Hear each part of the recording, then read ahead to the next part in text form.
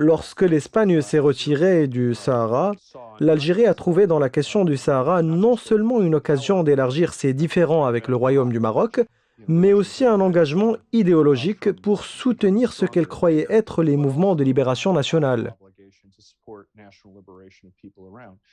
Cela s'est progressivement développé au fil des ans. Ainsi, l'Algérie était du côté du camp de l'Union soviétique qui avait attiré de nombreux pays du tiers-monde car elle était la principale source d'armes.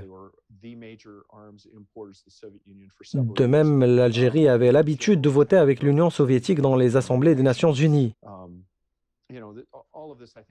En fait, tout cela découle de la révolution algérienne alors que le Royaume du Maroc était non seulement un allié des États-Unis, mais le plus ancien allié et le premier pays à avoir reconnu l'indépendance des États-Unis d'Amérique.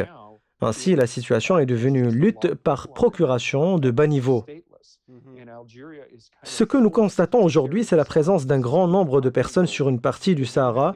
Sans identité, l'Algérie s'est retrouvée dans une position qui l'oblige à continuer son rôle, à gérer une situation qui crée un conflit qui a perdu, selon mon évaluation, son utilité stratégique pour la politique algérienne. Ce conflit est devenu un problème auquel l'Algérie est confrontée, mais elle ne peut résoudre seule le problème. C'est un problème qui dépasse la capacité de l'Algérie et sape son efficacité dans la lutte contre Daesh ou Al-Qaïda au Maghreb, pour les raisons évoquées tout à l'heure par Michael. En fait, peu importe que la destruction émane des islamistes ou des communistes, l'existence de la misère et de la souffrance augmente quand il y a un grand nombre de personnes dépourvues d'opportunités économiques et de représentation politique, chose que l'on retrouve chez la population du Sahara dispersée dans la région autour de Tindouf.